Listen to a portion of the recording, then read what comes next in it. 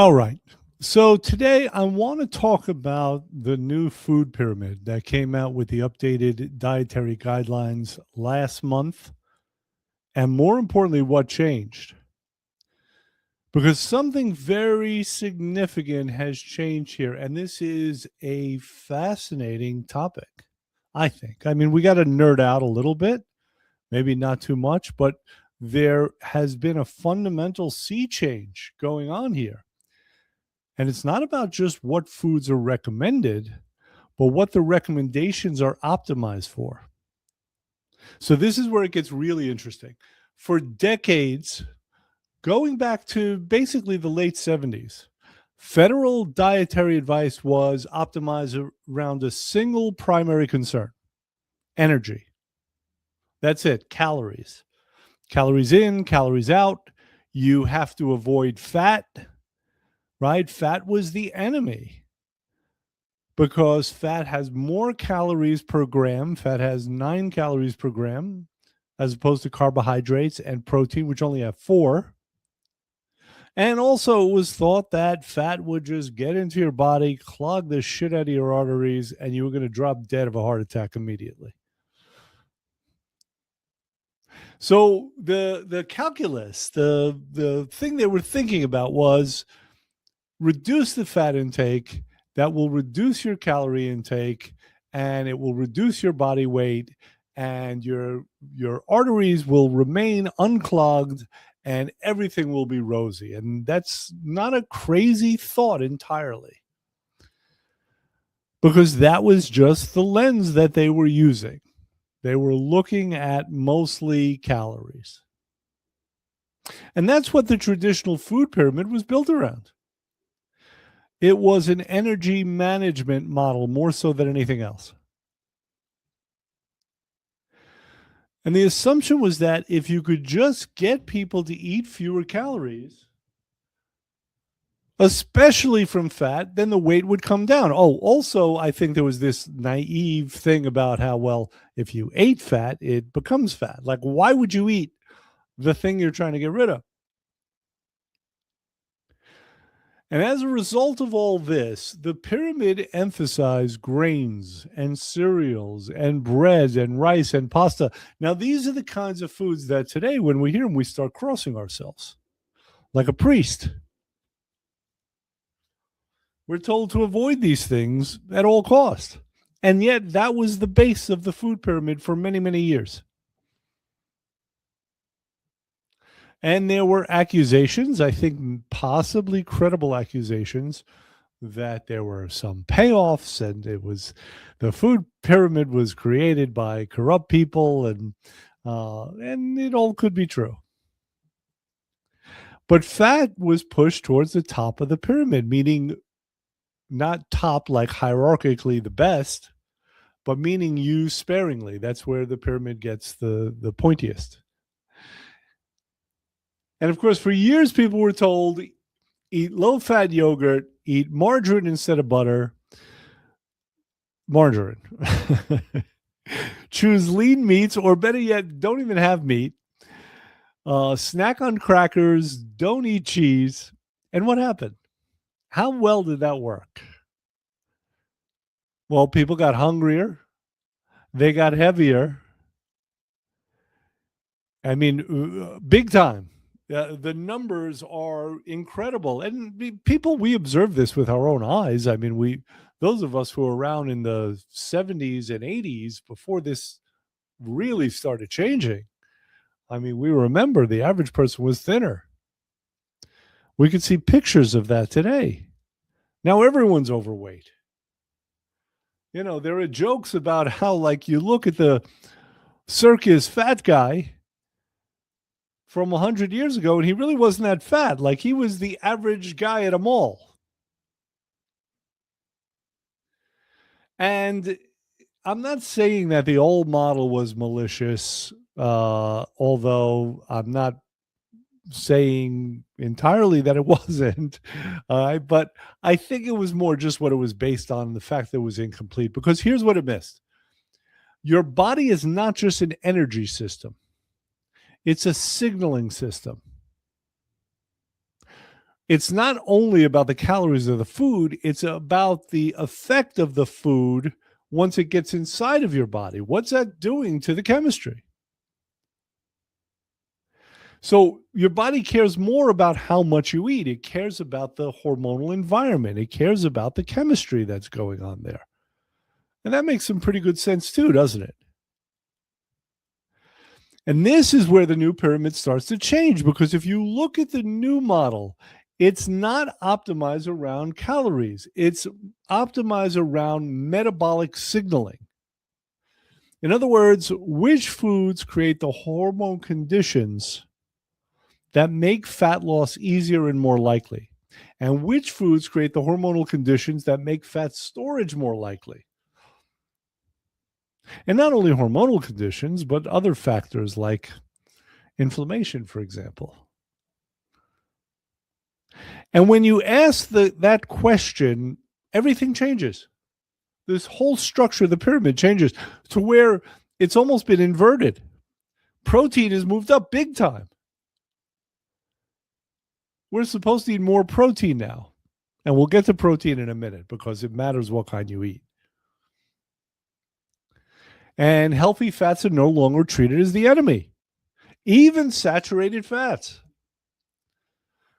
Now, what is treated as the enemy is ultra-processed foods, which can be low in fat, but high in sugar, high in refined starches, and other nasty things. And this is important. And I want to make a distinction here, right? Because a lot of people are curious, like, what's the difference between processed foods and ultra-processed foods? And the difference is pretty simple. When you're talking about processed foods, you're talking about things that are done to the foods that don't necessarily change them biologically. You know, if you like chop food up, for example, that's processed, but it's not ultra processed. If they're fermented, you know, that's also a type of processing.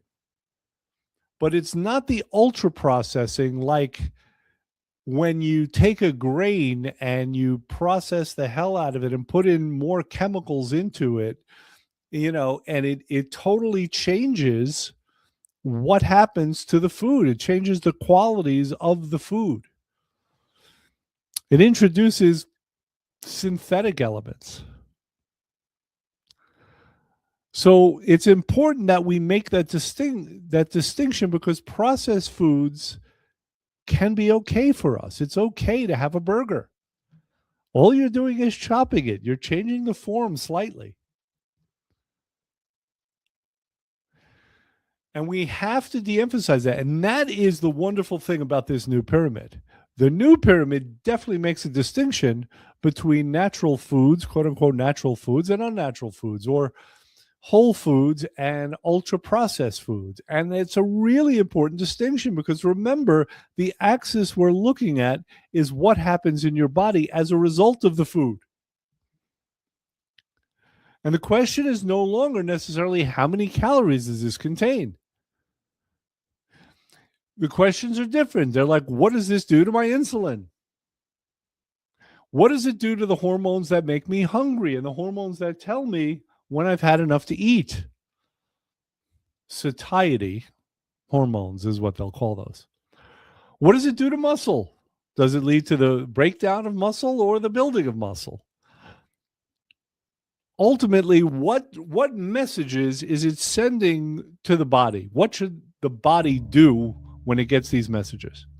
And here's where we have to be precise, because although fats are now considered okay, not all fats are the same, and not all proteins are the same. And they don't behave the same way metabolically. And this is why we have to make the distinction. So here's the concern. The concern is that when people hear that now it's okay to eat fats and it's okay to eat proteins, well, what are they going to do? Clearly, they're going to be grabbing the bacon and eating it by the slab. You know, they're going to go crazy. They're going to be eating Super Bowl type foods. But this is where we make the distinction. This is why I say there's a different axis, because not all proteins are the same. And again, not all fats are the same. So let's take bacon and grass-fed beef. They both contain fat, they both contain protein. But you see, bacon is typically cured and it's smoked and it's preserved, and sometimes there's sweeteners in it, and sometimes they use chemicals that stabilize it. And grass-fed beef, on the other hand, is usually just beef. And this is important to think about it. They are changing the biology of these meats when they process them like bacon is processed. And that's so key that we think in those terms. It's okay to eat beef. This is what the pyramid is saying, and I guess I'm saying this too. It's okay to eat beef and to have fat and to have some saturated fat, but you want to look at the source. You want to look at what's been done to it. Ultra processed foods are chemical shit shows. And that's the difference, because they change the signaling once they get into the body. So you see, grass-fed beef, and by the way, grass-fed matters, and it has to do mostly with the type of healthy fats that are in it.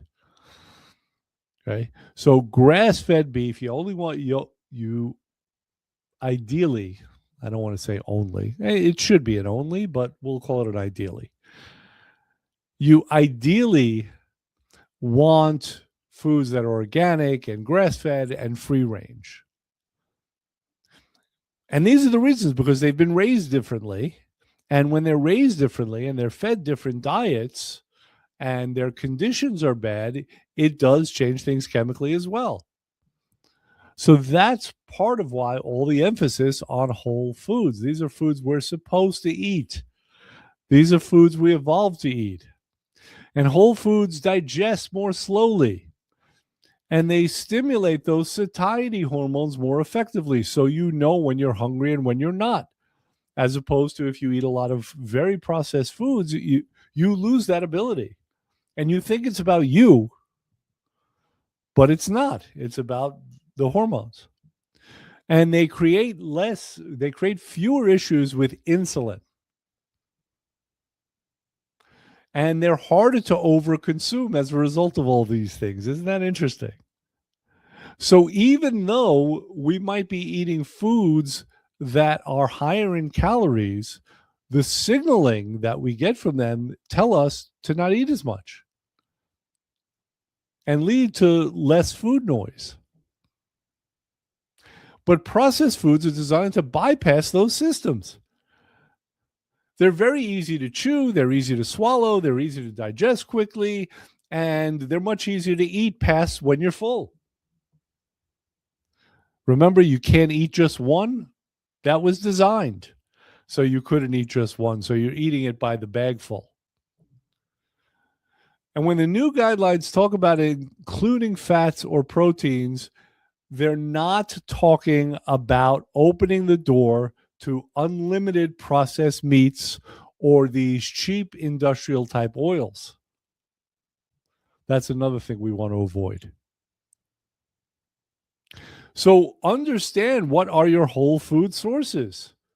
There are things like eggs and fish and unprocessed meats and dairy. Dairy is a controversial one, right? And nuts and seeds and oils. But let me get back to dairy a little bit here, because dairy is not placed with proteins or fats. It's placed as its own category. And dairy is controversial as well. There are problems with dairy. First of all, 65% of the planet doesn't even have the chemicals, the enzymes to break down lactose. Secondly, they can be inflammatory. There are problems with pasteurization and homogenization, right? I'm not saying that you should eat raw and unprocessed, although some people do. But there's a balance, because the pasteurization process, I think it's more the homogenization process, changes the chemical structure of the milk. So dairy is very interesting. And when you're looking at dairy, you want to look at the form of dairy because certain forms are better.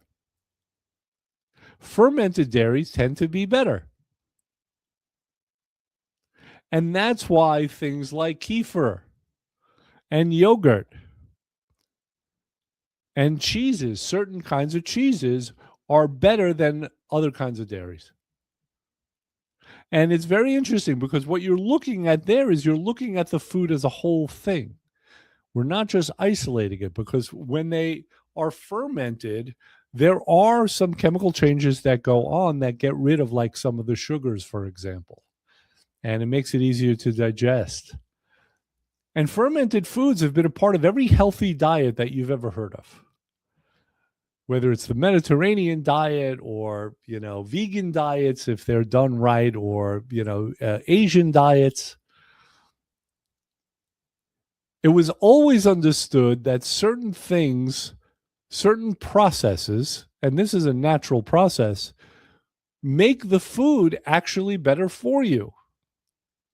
Now, remember, when we're talking about fermentation, we want to stick to foods that are fermented and not putrefied, right?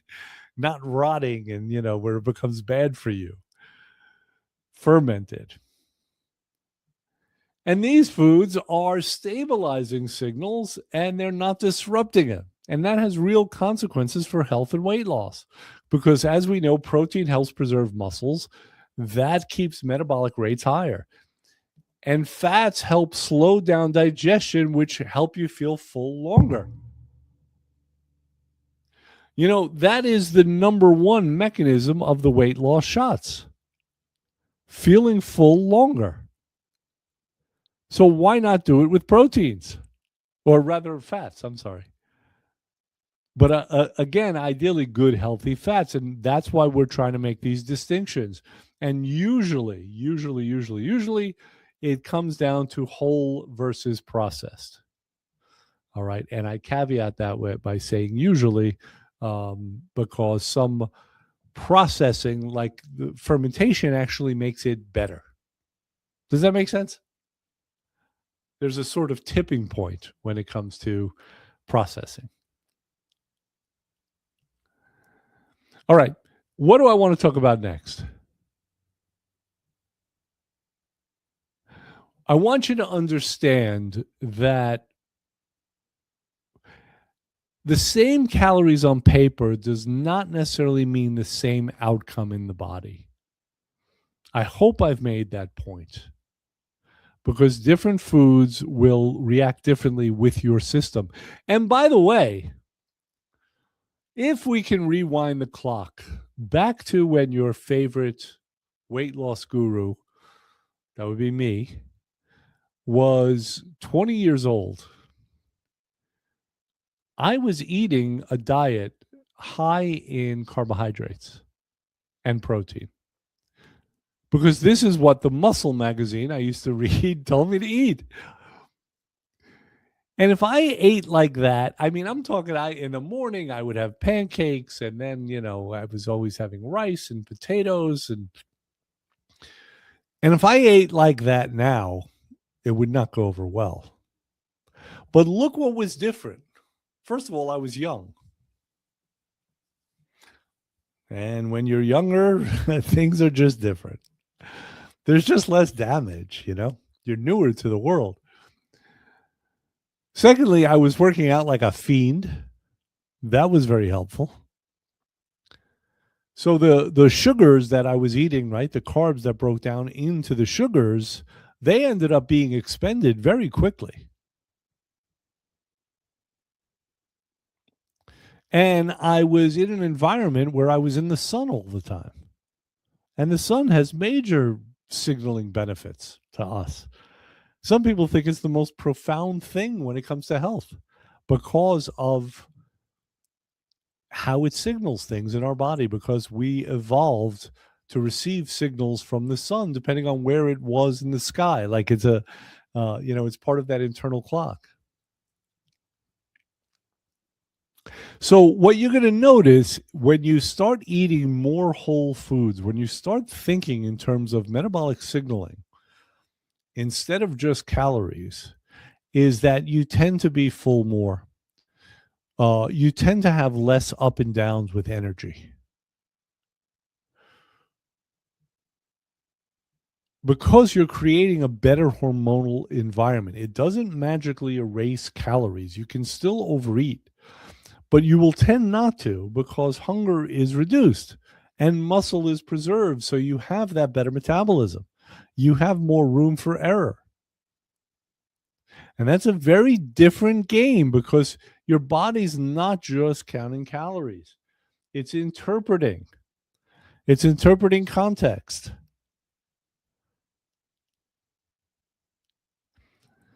And everything seems to go better when the signals are right.